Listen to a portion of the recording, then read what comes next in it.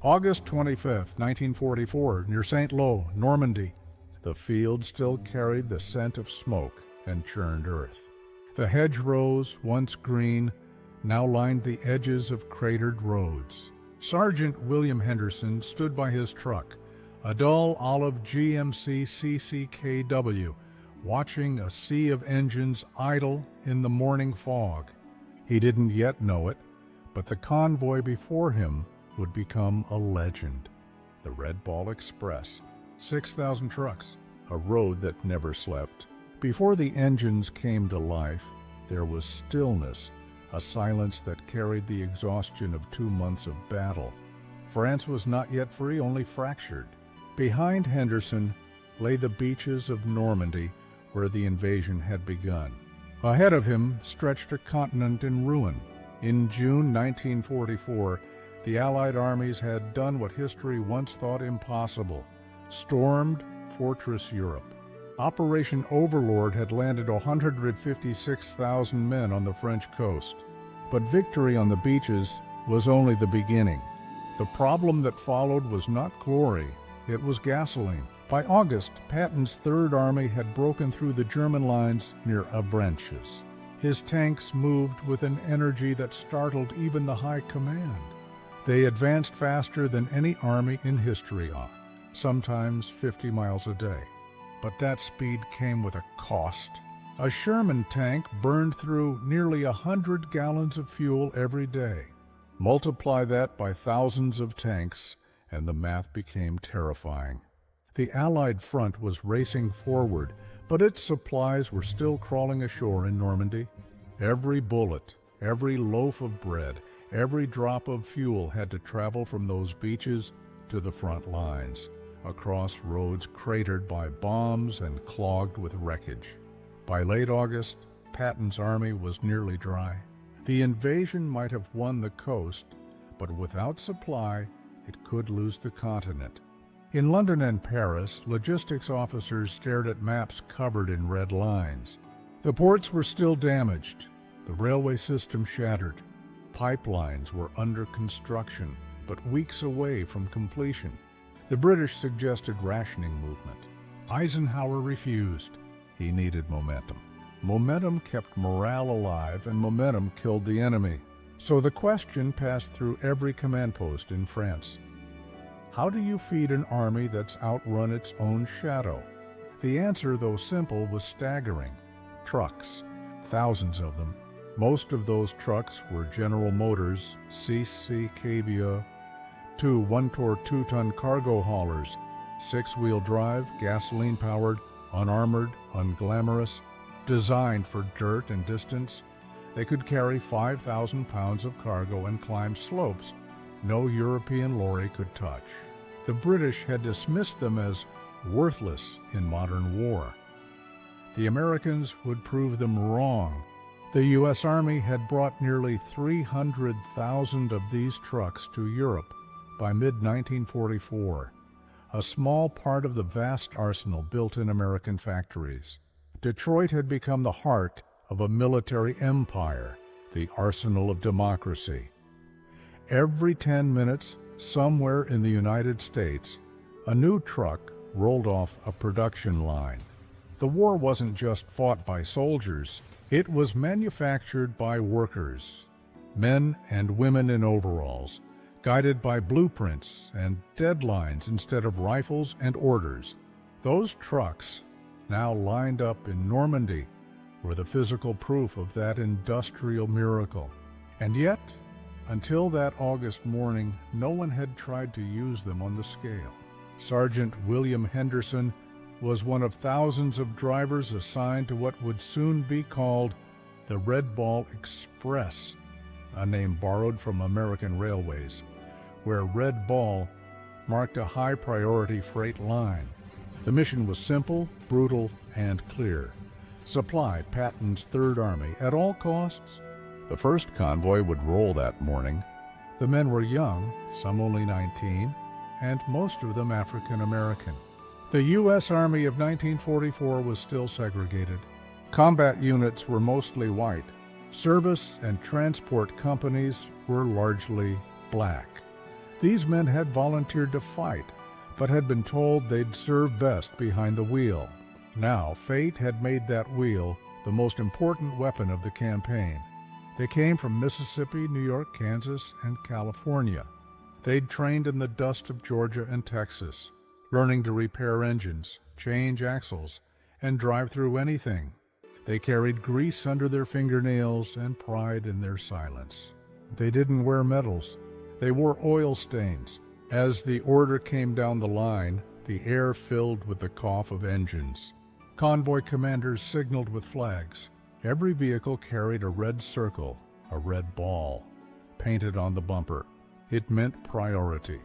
From that moment, the roads of France would obey a single rule: red ball traffic moves first. Civilian vehicles were banned. No stops, no turns, no hesitation. The route stretched from Saint-Lô to Chartres and onward toward the Seine, nearly 700 miles of road twisting through war-torn countryside. Each truck would drive up loaded and return empty, then repeat, day and night, every 24 hours. The first few miles were slow, the road slick, the ditches deep. But soon the rhythm began.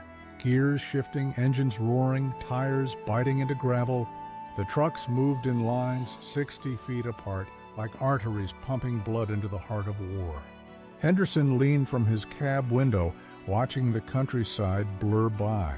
Here and there, wrecked German half-tracks lay in the fields. Burned tanks, broken bridges, and the ghostly frames of farmhouses. The French children waved. The soldiers waved back, sometimes tossing rations or gum. It wasn't victory yet. It was motion, the fragile kind that history depends on. In his pocket, Henderson carried a note from a British liaison officer who had once mocked the American trucks. It read, "Too light for the terrain, too crude for European conditions." He smiled as his engine climbed another hill, the sound echoing through the valley like defiance. By nightfall, the first convoy reached its destination, a fuel depot near Chartres. Barrels were unloaded by hand, rolled into stacks under the flicker of lanterns. Within hours, that fuel would power Patton's tanks across the Seine. The mission worked. And in that success lay a quiet, unspoken truth. The fate of armies often rests not with generals, but with men who drive through the night without headlights, following only the tail light of the truck ahead.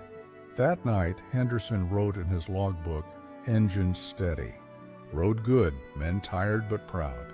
If we stop, Patton stops. If Patton stops, so does the war." He closed the book and leaned back, listening to the idling of engines beyond the tents. The sound was steady, endless, like a great mechanical heartbeat spreading through the French night. The silence before the storm had ended. History was now on the move, carried not by tanks or planes, but by wheels. August 28, 1944, a command tent outside Chartres. The maps were covered in grease pencil and dust, the air thick with cigarette smoke and tension. General George S. Patton leaned over the table, his gloves still stained with mud. His tanks were less than 60 miles from Paris, but his fuel tanks were empty. For the first time since Normandy, his advance had stopped. The war in France was changing faster than anyone had planned. What began as an amphibious invasion had become a race, a pursuit across open countryside, through villages half destroyed and fields littered with burned machines. The German army was falling back, but not broken. And every day that Patton's tanks stood still gave the enemy time to dig in and regroup. Patton's Third Army had moved faster than its own shadow. By late August, it was consuming nearly 400,000 gallons of gasoline per day, the kind of figure that made logisticians go pale. Fuel dumps near the Normandy beaches were nearly empty. The tankers at Cherbourg couldn't unload fast enough. The rail lines that could have carried supplies were still torn apart by bomb craters. The front line had become a vast mechanical organism, and it was starving. General Dwight D. Eisenhower, Supreme Commander of Allied Forces, called it the most complicated supply operation ever attempted. He wasn't exaggerating. Every mile of advance required 600 tons of supplies: fuel, ammunition, food, spare parts, clothing.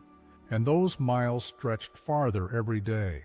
The solution demanded not just trucks, but order, discipline, and a system that could outpace chaos itself. The man responsible for that system was Lieutenant General John C.H. Lee, head of the Communications Zone, known simply as ComZed. Lee was a meticulous, church-going officer with the mind of a businessman. He understood that war was not won by courage alone, but by calories, fuel, and coordination. In late August, he called his staff to an emergency meeting.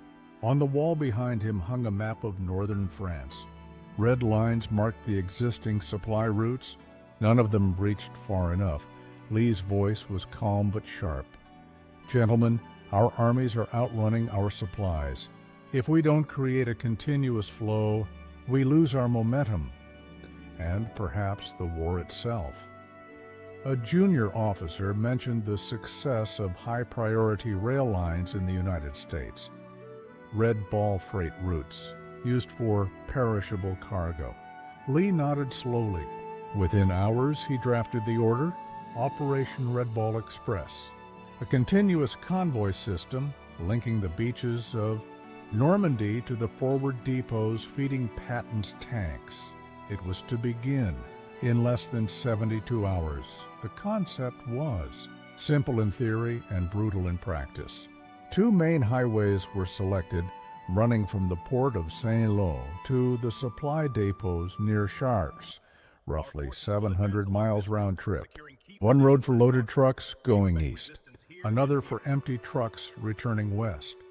The rules were absolute: civilian traffic banned, military police stationed at every junction, convoys must move. Day and night, without pause, drivers must follow the taillights of the truck ahead, even through rain, dust, and enemy fire. There would be no turning back. To enforce discipline, every vehicle bore a red circle, the red ball. It told every sentry, every French driver, every officer, this truck has the right of way. The scale of the operation was staggering. Within the first week, over 6,000 trucks, 23,000 drivers, and 10,000 mechanics were assigned to the Red Ball Express. The majority came from African American service battalions, the 514th, 3918th, 3820th, and others. They worked under harsh conditions, often with little rest or recognition. They called themselves the Red Ball Boys. And they knew their cargo meant life or death. Their vehicles varied: GMC CCKWs, Studebaker US-6s, Dodge 3-4-ton weapons carriers. Some were patched together from spare parts, their windshields cracked, their engines coughing oil. But they ran, and that was all that mattered. Each truck carried about 5,000 pounds of supplies: jerry cans of fuel, artillery shells, rations, tires, and even blood plasma for field hospitals. Every 24 hours, the Express would move 12,000 tons of cargo, a logistical heartbeat that kept the front alive. Patton, impatient as ever, demanded speed. He didn't want excuses. He told his staff bluntly, "My men can eat their belts, but my tanks have got to have gas." To him, supply wasn't a problem. It was an obstacle to overcome. He visited depots, spoke to drivers, and made clear that the Red Ball was not just a transport operation. It was part of his army. One colonel later recalled, "The general looked at those trucks as if they were tanks with flatbeds. To him, they were the front line." In the early days, the routes were chaos. Dust storms blinded drivers. Bridges collapsed under the weight of overloaded vehicles. German snipers harassed the convoys at night. Tire blowouts were constant. Some drivers carried 10 spares, yet somehow the flow never stopped. To keep the system running, maintenance crews built rolling garages, mobile workshops that followed the convoys, repairing engines and replacing axles on the roadside. Fuel depots operated like pit stops, refilling dozens of trucks at once with hoses drawn from tankers. It wasn't elegant, but it worked. As days turned into nights, the Red Ball Express became a living organism, self-sustaining, relentless, hungry for fuel and courage. The drivers joked that if they ever stopped, the war would stop too. They weren't wrong. Back at headquarters, General Lee watched the operation take shape on his maps. Red arrows creeping eastward, reaching farther every day. Every successful run meant another day of movement for Patton's spearhead. Every truckload meant another step toward Paris. But the cost was mounting. Engines overheated, men collapsed from exhaustion, accidents claimed lives. The roads themselves began to wear out under the constant pounding of tires. Still, the orders were clear. No convoy stops, ever. By September 1st, the Red Ball Express was moving at full capacity. The German army was in retreat, and the Allies were approaching the gates of Paris. What had begun as desperation was now success, but beneath the triumph ran a quiet truth. The drivers of the Red Ball were not just moving supplies, they were carrying the future of modern warfare. In their wake, the U.S. Army discovered the blueprint for mechanized logistics, the art of feeding a war that never sleeps. That night, as rain fell softly on the depots at Chartres, Sergeant Henderson leaned against his truck, staring into the dark. He could hear the endless hum of engines on the highway, a sound that had become the pulse of liberation.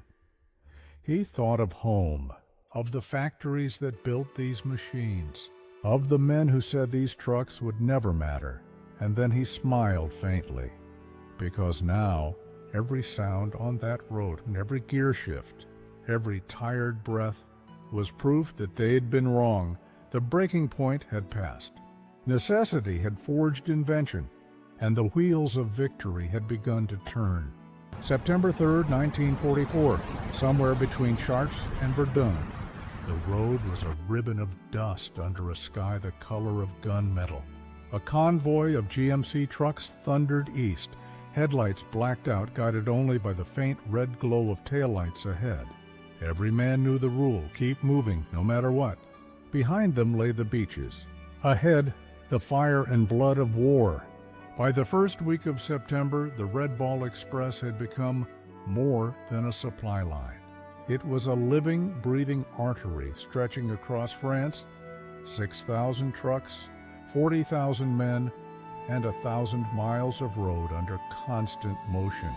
Every day it delivered 12,000 tons of supplies. Every day it paid a price. The highways of Normandy were never meant for war. Most were narrow country lanes, one lane in each direction, lined by ditches and centuries-old trees. In rain they turned to rivers of mud, in heat to clouds of dust that blinded drivers for miles. The convoys rolled through both. Engineers had marked the route with hand-painted signs. Red Ball convoy only. Military police stood at intersections, waving traffic through, their white helmets glowing in the dark. At night, the convoys looked like a procession of ghosts. Headlights covered, engines howling, the smell of gasoline hanging thick in the air. The men called it the longest convoy in the world. And they were right. Each driver carried a Thompson submachine gun and a .45 pistol, not to fight offensively, but to survive ambush. German stragglers and snipers still haunted the back roads. In the forests, the occasional mortar shell still found its mark. One truck could vanish into a crater, another burst into flames, but the others would keep rolling. swerving around the wreck, keeping formation. Stopping meant chaos. Chaos meant death. Every few miles there were burned-out husks of trucks, silent reminders of what happened when a driver blinked, when a tire burst, or when exhaustion became heavier than courage. Men began to give the wrecks nicknames: Graveyard Gulch, Death Curve, Suicide Hill, and still they drove. Sergeant William Henderson had now been on the road for 2 straight weeks. Sleep came in fragments, 30 minutes against the wheel, an hour under a truck. He'd lost count of how many engines he'd repaired. Sometimes it was a busted axle, sometimes a cracked fuel line patched with a strip of uniform cloth. They had a saying: if it moves, it delivers. If it stops, fix it until it moves again. He watched the younger drivers, men barely out of school, guide their trucks through mine-scarred roads with hands blistered and eyes red from fumes. When one truck veered too close to a ditch, Henderson shouted until his throat burned. No one wanted to be the reason a convoy stopped. Most of the drivers were African American. They belonged to segregated units that rarely saw the front lines, except this one. They faced racism from within their own army, yet their work was what kept the Allied advance alive. In a later interview, one of them, Private First Class Ernest Jenkins, would say, "They didn't think we could fight, but we drove through fire. The trucks didn't care what color we were, and neither did the shells." To stay awake, they sang low rhythmic songs, blues, gospel, and field chants carried over the roar of engines. The rhythm helped them drive through the monotony, the fatigue, and the fear. Sometimes the night wind carried their voices down the line, weaving through the sound of motors and shifting gears. A hymn for survival. Fuel was the lifeblood of the operation. Most of it came in 5-gallon jerry cans packed by the thousands and stacked to the ceiling of each truck. Each convoy carried enough gasoline to move an entire armored division for a day. Every can was precious. Drivers were warned that if a truck exploded, the fire would last for hours. To deliver safely, they learned to handle the cans like glass. They formed human chains, passing them down, stacking them in depots where they gleamed in the lamplight like rows of dark gold. Each one bore a white stencil, U.S. Army, gasoline motor vehicle. It wasn't glory, it was grit. The convoys rolled day and night.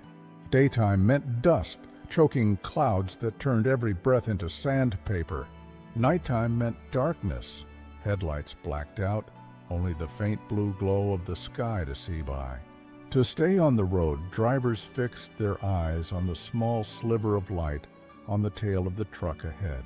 If that light vanished, it meant a crash or worse. A trucker named Private Curtis Webb described it years later. You didn't think about dying. You thought about staying awake. The road never ended. The sound never stopped. You lived between gears. That was your world. Accidents were constant. Overturned trucks blocked roads. Tires shredded under load. Sometimes the explosions from fuel fires lit up the sky like artillery. The men worked in teams to drag the wrecks aside, shoveling burning gasoline from the road with sand and dirt. Each delay risked the entire line, but the rhythm never broke. There was no time for ceremony, no pause for grief. The only order that mattered was keep moving. Behind the front, mechanics built repair stations from the skeletons of barns. They stripped wrecked trucks for spare parts, axles, radiators, steering columns. Nothing was wasted. Black smoke rose from the open pits where burned tires and oil were dumped. The smell never left the air. Engineers worked 18-hour shifts, their hands blistered from wrenches and grease. They slept on sacks of grain or under the chassis of half-finished trucks. Each repaired vehicle meant another load of fuel, another day of movement. The Red Ball Express had no front line. Every man was the front line. By the end of the first month, the Red Ball Express had delivered over 100,000 tons of supplies to the front. Patton's tanks crossed the Seine and surged east toward the German border. The speed of the advance shocked even Eisenhower. For the first time, the enemy faced an army that could move faster than it could retreat. But the strain was immense. Trucks were running 20 hours a day. Engines burned out faster than replacements could arrive. Drivers collapsed at the wheel, waking only when another soldier shook them awake. And yet somehow the rhythm continued: steel, rubber, muscle, and faith. Late one night, Henderson's convoy came under fire near Reims. A German artillery shell landed near the road, scattering trucks into the fields. One vehicle went up in flames, its jerry cans igniting one by one like fireworks. Henderson jumped from his cab, shouting orders, pulling the wounded driver from the wreck. When the fire died, they dragged the charred remains of the truck to the side. The column reformed. The engine started again. No one spoke. An hour later, the convoy was back on the road. By dawn, the sun rose through a haze of smoke and dust. The line of trucks shimmered across the horizon, endless, relentless, unstoppable. They were more than machines now. They were the bloodstream of an army. In his logbook, Henderson wrote only one sentence that morning: "Engines bled, men broke, but the line held." Fire and blood had tested the Red Ball Express, and still it moved. The road behind them was littered with wrecks, but the road ahead was open. The war was changing, and these men, these engines, had changed it. September 20th, 1944, a crossroads near Verdun. The rain had been falling for 3 days. The roads had turned to rivers, the ditches to graves. Sergeant William Henderson stood ankle-deep in mud beside a stalled truck, its engine hissing steam. Behind him, the convoy stretched for miles, silent, waiting, broken. The Red Ball Express had reached its limit. By mid-September, the miracle of motion had begun to fade. The same roads that once sang with the roar of engines now groaned under the strain of constant use. Tires sank into ruts carved a foot deep. Bridges cracked. The dust that once blinded drivers had turned to mud that swallowed them whole. The Red Ball Express, once a symbol of relentless power, was now a weary, battered giant. After 6 weeks of continuous operation, the trucks were failing faster than they could be repaired. Engines burned oil by the gallon. Transmissions slipped. Every spark plug, every tire, every bolt seemed to carry the fatigue of 1,000 miles. The drivers were no better. Most had been awake for days, sleeping in brief fractured moments, slumped over dashboards or under tarps soaked with rain. Their faces were hollow, their hands black with grease and burns. But orders were orders. Keep the supplies moving. The front demanded fuel, and fuel demanded men. The Allies had liberated Paris. For a brief moment, the world celebrated. Crowds filled the streets. Flags waved from window, but for the men of the Red Ball Express, there was no time for champagne or parades. While others rested, they drove. The capture of Paris meant the front had moved again, farther east, toward the German border. That meant longer routes, heavier loads, thinner margins for survival. The Red Ball, once 700 miles round trip, now stretched past 1,200. The trucks that once reached Patton's depots in a day now took 3. To keep pace, the convoys were ordered to run non-stop, day and night, without relief. Trucks were overloaded, engines overheated, men collapsed. Some fell asleep at the wheel and never woke. Up the road became a graveyard of burned-out machines and forgotten names. The men began calling it the Hell Run. They joked that the devil himself couldn't keep up with them. But beneath the laughter lay something darker, a weariness that cut deeper than fear. Henderson wrote in his logbook, "The road eats everything. Fuel, trucks, men. We feed it, and it never fills." He had seen men cry behind the wheel, seen drivers drift across lanes until another truck's horn jolted them awake. Sometimes they tied ropes to the steering wheel to keep their hands steady. Sometimes they just prayed. The strain wasn't just physical, it was structural. Every division advancing east demanded more fuel, more ammunition, more food. But the ports at Cherbourg and Omaha Beach couldn't handle the volume. Ships waited offshore for days, unable to unload. In 1 week alone, the Allies landed 67,000 tons of supplies, but only half reached the front. The rest sat in depots waiting for trucks that never arrived. General John C.H. Lee pushed his men harder.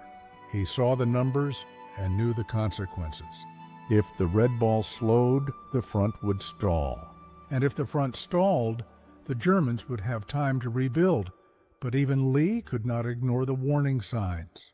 Reports came in daily: broken axles, burned bearings, collapsed bridges, dead drivers. The road was dying, 1 mile at a time. In the fields near Reims, mechanics worked knee-deep in mud to salvage what they could. They stripped wrecked trucks bare, scavenging transmissions, tires, and metal panels to keep the others moving. The air smelled of oil, rust, and despair. Every repair was an act of defiance. Private Curtis Webb, the young driver from Louisiana, had been on the road for nearly 40 days. He hadn't written home since July. His uniform was threadbare, his hands raw from shifting gears. He told Henderson, half smiling, "Sir, if I ever stop driving, I think the world might stop with me." Henderson just nodded. He knew the feeling. Patton's Third Army was now near Metz, fighting through rain and fortified lines. The pace of battle slowed to a crawl. For every mile gained, the cost in fuel and ammunition doubled. Tanks that once dashed across open country now bogged down in mud and artillery fire. Every jerry can became a lifeline. Every convoy became a gamble. And then came the shortages, not of courage, but of everything else: gasoline, tires, food, even spare truck parts. To keep the Red Ball alive, quartermasters began cannibalizing their own fleets, sacrificing 10 trucks to keep one running. Convoys shrank, delivery schedules slipped. The mighty machine that had carried the army through France was beginning to sputter. Morale wavered. The men didn't talk of victory anymore. They talked of home.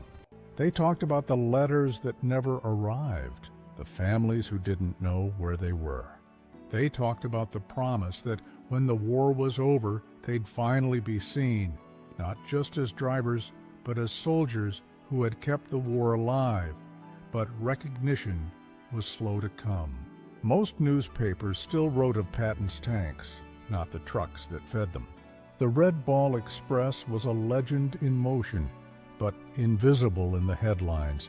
That invisibility hurt more than the miles. On September 25th, Henderson's convoy lost 2 trucks on a narrow bridge outside Verdun. One skidded, struck the guardrail, and toppled into the river below. The other followed instinctively, trying to avoid collision post, and went over too. By the time rescue crews arrived, both drivers were gone. The convoy stopped for only 10 minutes. When they rolled on, Henderson looked back at the empty bridge and thought of the promise they'd made. No convoy stops. Now he wondered if that rule was too heavy for men to bear. By October, the rain returned. The roads vanished beneath floods and fog. Trucks sank to their axles, sometimes abandoned where they stood. What had begun as a miracle of movement now looked like a funeral procession of steel, but even as the system broke, the men refused to. They drove through the storm, through the dark, through everything that told them to quit. They drove because others depended on them. Soldiers waiting at the front, tanks running on fumes. artillery shells almost gone. The Red Ball Express was dying, but it would die moving. On a cold October night, Henderson sat beneath the hood of a dead truck, rain dripping from his helmet. He turned the crank one more time. Nothing. He exhaled and whispered to the engine, as if to an old friend, "You did your part." That's enough. The wind carried the sound of distant engines. Another convoy, still moving somewhere out there. He smiled faintly, knowing the line still held. The fall of the Red Ball wasn't defeat. It was exhaustion. The human kind. The kind earned through endurance. Every broken truck, every lost man, every burned-out mile was proof of what it took to keep freedom moving. The road had consumed everything, but it had carried a continent toward liberation. October 1944, somewhere near the Moselle River. The Red Ball Express had gone quiet. The trucks sat parked in endless rows, their windshields fogged, their paint dulled by rain and dust. In the stillness, you could hear only the ticking of cooling engines, the heartbeat of a giant that had finally stopped. The silence came slowly, almost mercifully. After 2 relentless months, the Red Ball Express began to wind down. New supply routes were opening through captured ports. Railways, repaired by engineers and French workers, began carrying the weight that once fell entirely on the trucks. The endless convoys began to shrink. One by one, the engines died, and the men finally slept.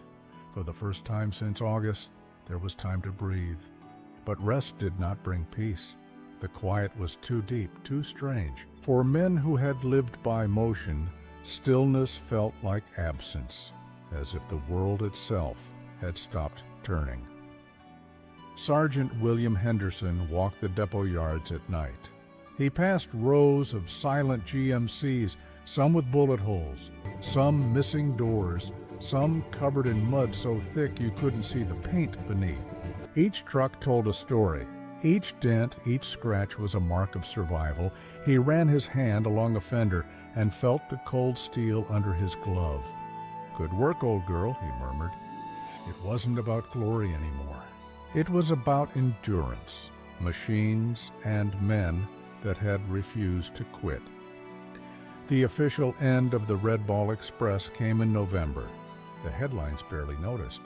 No parades, no medals, no fanfare, just a short report from the Transportation Corps noting that motor transport operations have been reduced as railway.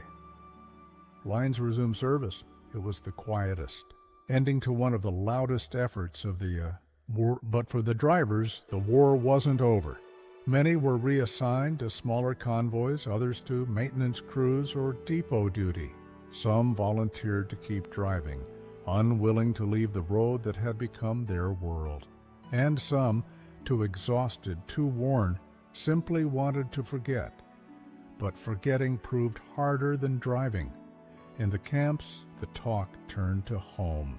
Letters were written, songs were sung by dim light. Men traded cigarettes for paper and ink, writing to mothers, wives, and children they hadn't seen in years. They didn't talk much about the road. They wrote about the rain, the food, the hope of coming home. They left out the fear, the wrecks, the fatigue, the faces they'd lost. Private Curtis Webb finally found the strength to write his first letter home since summer. It began simply, "Mama, I've been driving a long time. They say we done good. I don't know if that's true, but we made it." He folded the letter carefully, tucked it into his jacket, and stared at the horizon. Somewhere out there, the war still burned. But for the first time, it was far away. For many of these men, especially the African American drivers who made up more than 75% of the Red Ball, the return to stillness brought a different kind of reckoning. In the war, they had proven themselves beyond doubt. They had carried the Allied armies on their backs.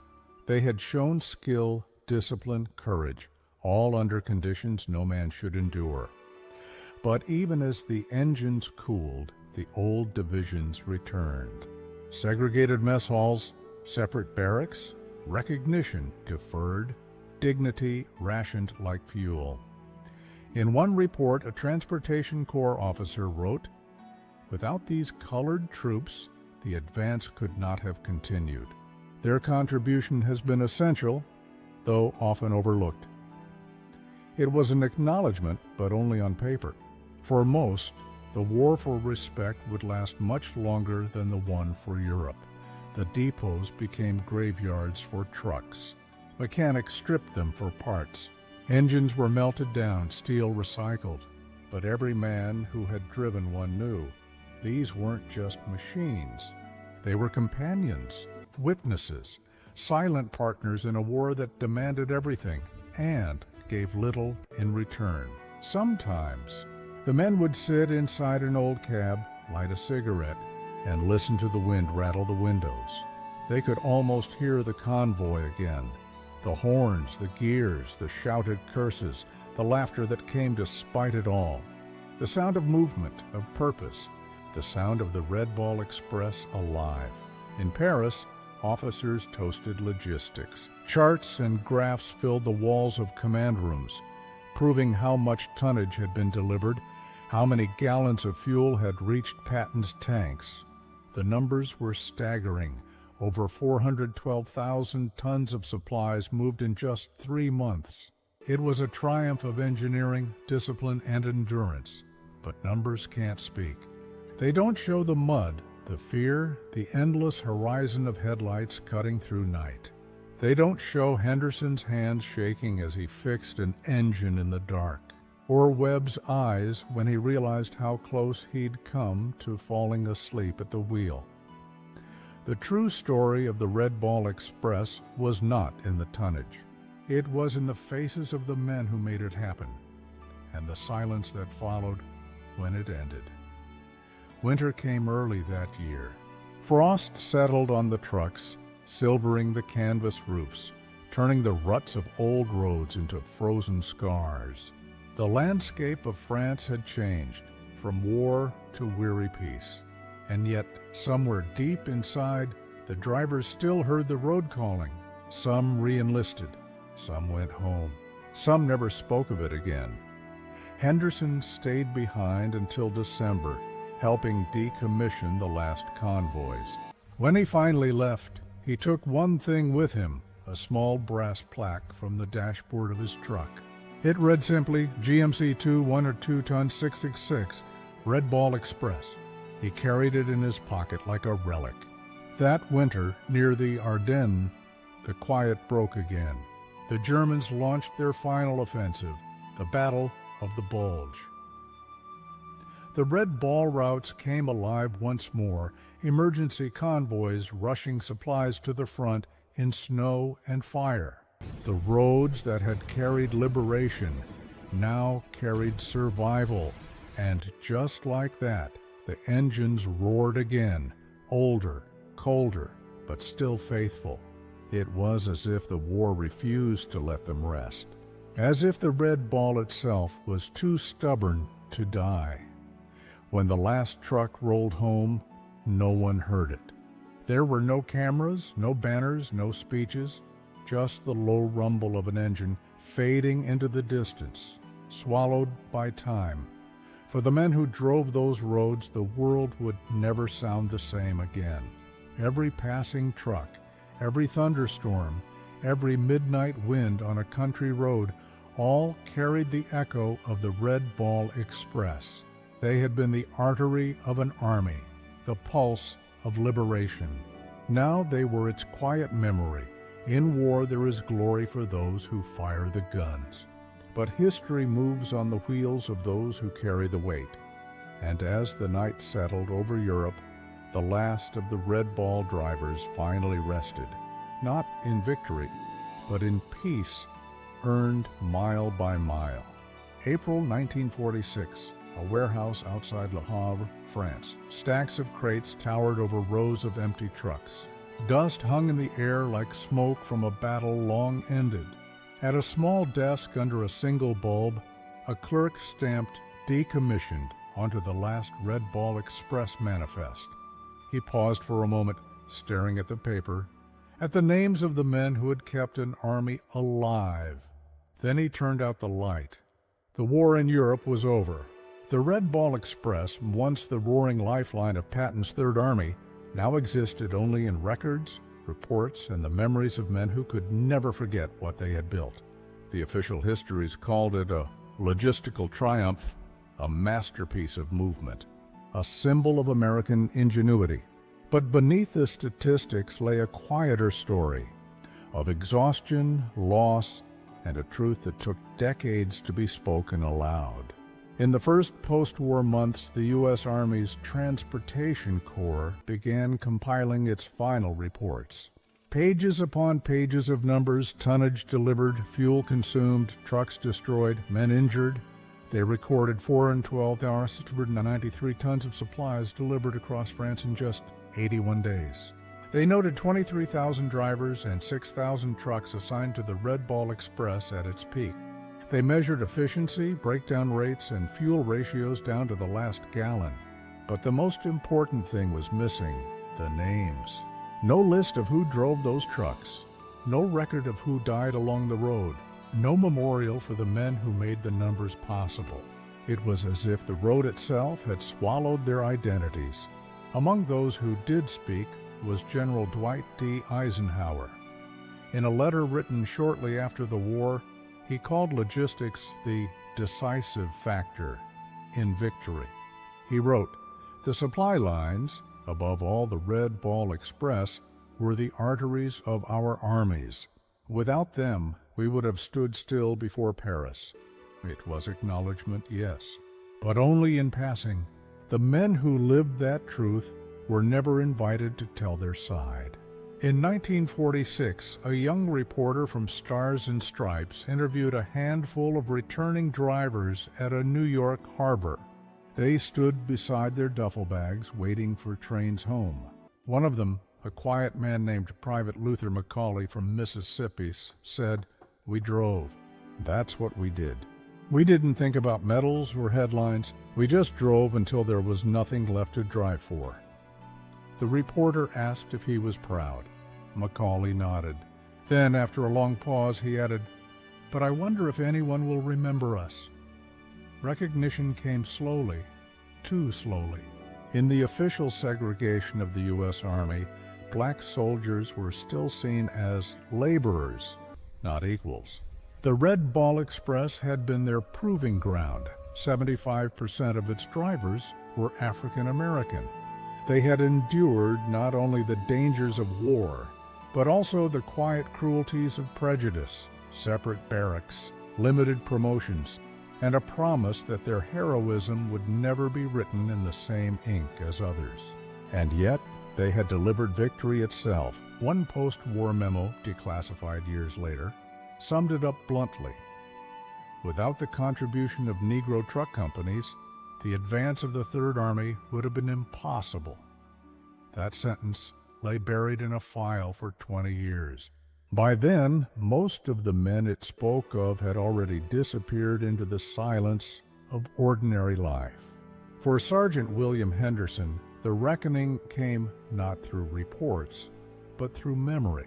He returned home to Detroit in 1946, took a job in a motor plant, and spent his evenings fixing engines in silence. The war had made him a man of motion. Civilian life made him a man of reflection.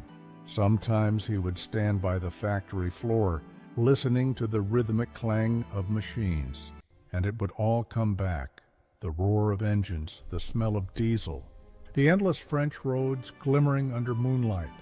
But what haunted him most wasn't the danger. It was the invisibility. "We made the war move," he told a friend once, "but the war moved on without us." In 1951, the U.S. Army commissioned its first official history of the European theater's logistics operations. A thick volume, The Transportation Corps, Operations Overseas. Inside, the Red Ball Express was given just 10 pages. 10 pages to explain what 23,000 men had lived for 3 months. 10 pages to summarize the miles, the fear, the broken trucks, and the men who never came home. It was efficient history, but not human history. Meanwhile, in Normandy, the old roads were changing. New highways replaced the dirt paths where the convoys once thundered.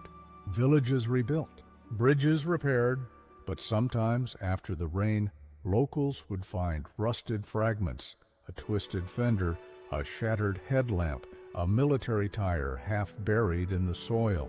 The earth remembered what men tried to forget. In one French town, a farmer kept a battered GMC grill nailed above his barn door. He said it brought him luck. He called it Le Camion de Liberté, the truck of freedom. History has many languages. Sometimes gratitude speaks the clearest one.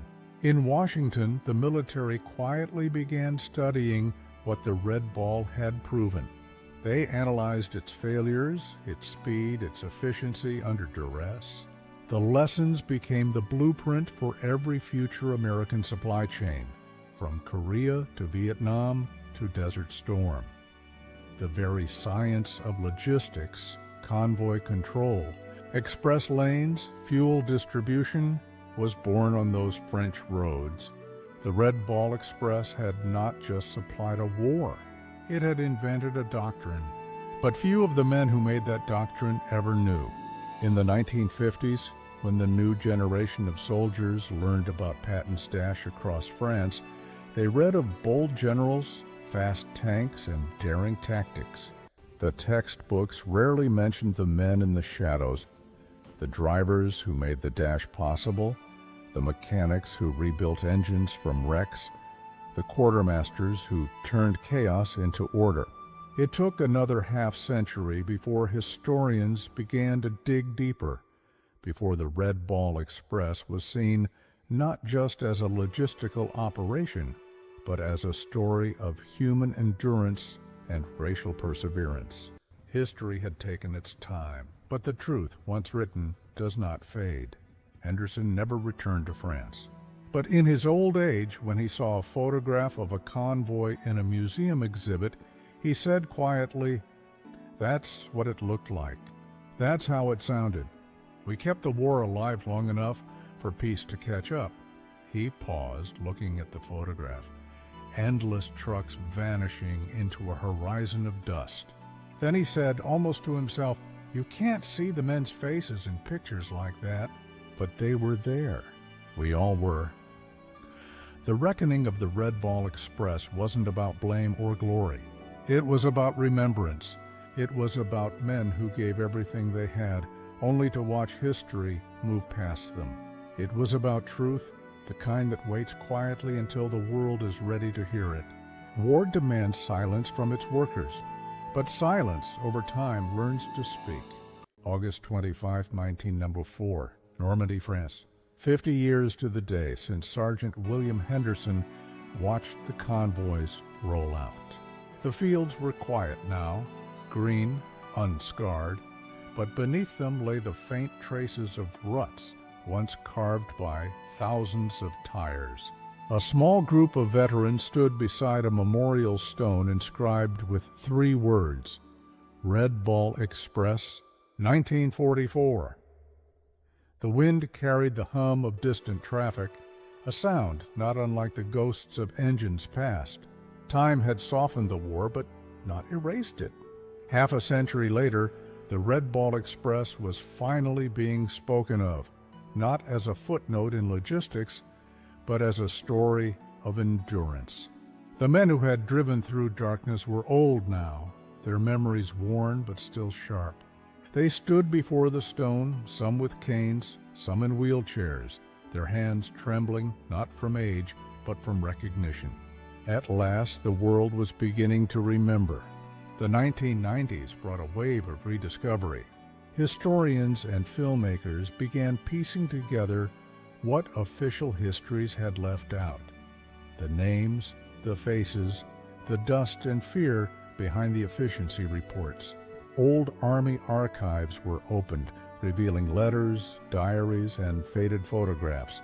Black soldiers standing beside trucks marked Red Ball Express, their eyes proud, their uniforms stained with oil.